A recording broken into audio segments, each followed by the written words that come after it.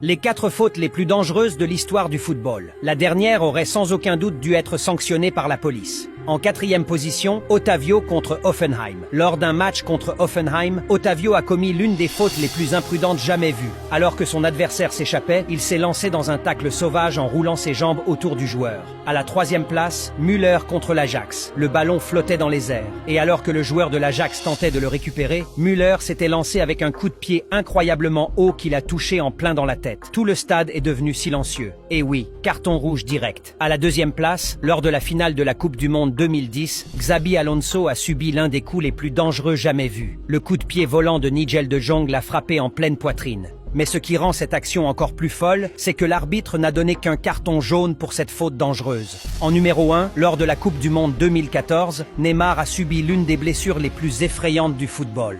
Le genou de Zuniga lui a écrasé le dos, lui fracturant une vertèbre. Les médecins ont déclaré que si le coup avait été 2 cm plus haut, il aurait pu être paralysé à vie.